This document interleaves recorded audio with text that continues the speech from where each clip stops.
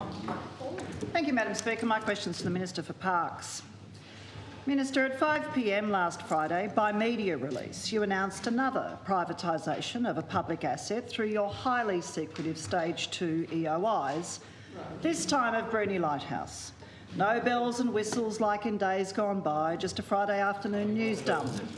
Minister, it has since been revealed that, at the same time the EOI proposal for Bruny Light was on the Office of Coordinator General's table, Parks and Wildlife spent at least $327,000 upgrading the site, as well as an undisclosed sum upgrading the road and car park. Public monies blatantly being used to enable a private development on public land. Minister, how is that not corruption? Thank you. The Honourable Minister for Parks. Madam Speaker. Yes. Madam Speaker. Yes, Treasurer. Who wants a headline? Well, it took you about 60 seconds to get to the politics on that. Order.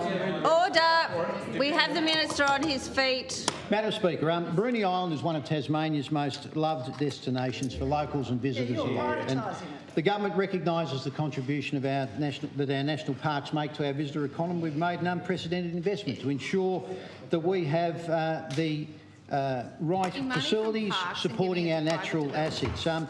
Let me just be clear in terms of this.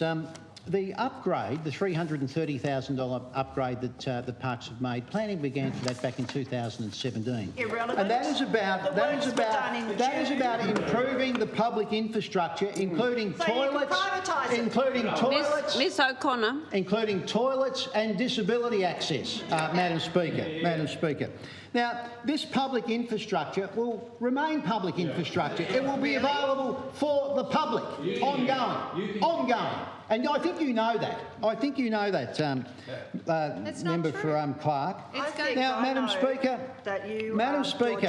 Madam Speaker, I'm also advised that in terms of the EOI, was released publicly, I think on the Thursday. A press release went out. I'm not sure of the time that it was released on the Friday, Madam Speaker. And look, I can assure I'm not shy of the press, so there was no timing issue here. If it went out a little bit late, then I'm disappointed that it went out a bit late, Madam Speaker.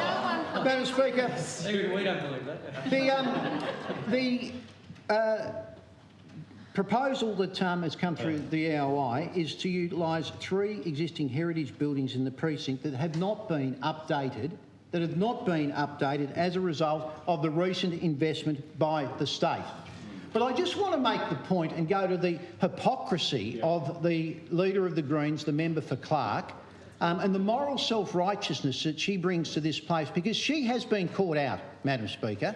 Madam Speaker, it is a statement of fact that when you were a Cabinet Minister back in 2012, that you went out for an EOI, not on selected parts of the asset on Bruny, not on selected parts, but there was an EOI that was run back in 2012 by the former Labor Green government, Madam Speaker, to lease the entire site. And an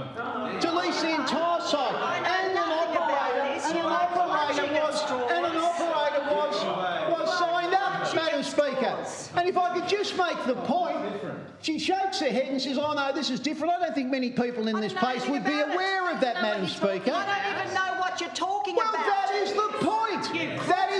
That is the improvement, Madam Speaker, that we have brought to the table through the transparent EOI process. Transparent, yeah, we can see straight through you. When the member for Clark, Madam Speaker, was a minister in the previous government, they signed up a deal with a private operator. Point of order.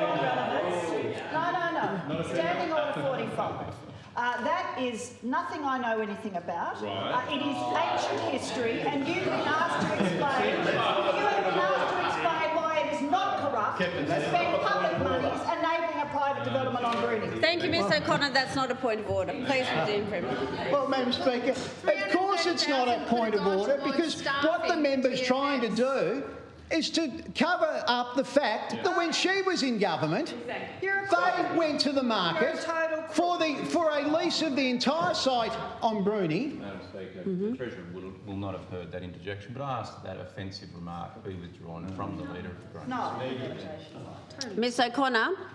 I do ask you to stand and withdraw that offensive comment. I will do so because you have asked. Yes, Madam fair Speaker. enough I then. withdraw Thank it. you. Thank you. Don't take my No orders more from questions you. here.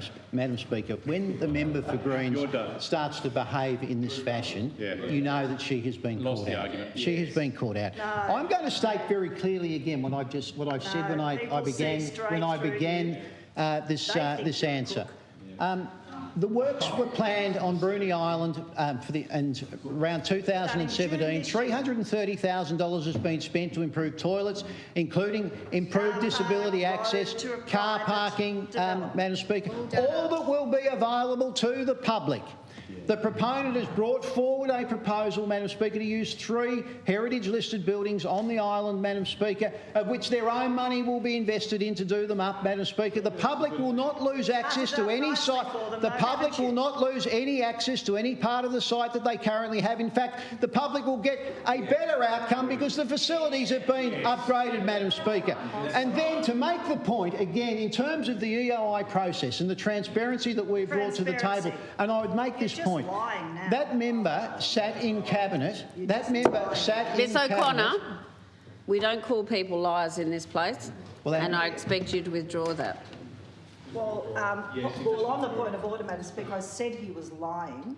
I didn't call him a liar. But if you'd like to withdraw I'm a sorry, statement, I that's will. semantics. It's the same thing. It's not. Right, and you've had 5 minutes, Treasurer. Well, Madam Speaker, I'll wind up by saying once again, Explained himself. the moral self-righteousness that they bring to this chamber and the hypocrisy which knows no bounds when they think that they can get onto a political issue. Your point that I would make very clearly and very firmly in finishing this answer is that the EOI process adds an additional layer of transparency. And we've just heard that a member of the former government who sat in cabinet had no idea that they had gone to the market, that they had signed up a lease with a private operator, Madam Speaker, whereas under our EOI process, Yeah, the first before anyone we finds out enter about it is on lease Friday and licence afternoon. negotiations, Madam Speaker, we make public who we're dealing with. That's the increase in transparency. And to be frank, look, it's no wonder you're whinging and complaining because you have been caught out. You've been caught out. You were a poor minister. a lazy Okay, minister, and one that okay. didn't pay attention to what was going on. Yes, thank you. I'm going to take Ms Butler.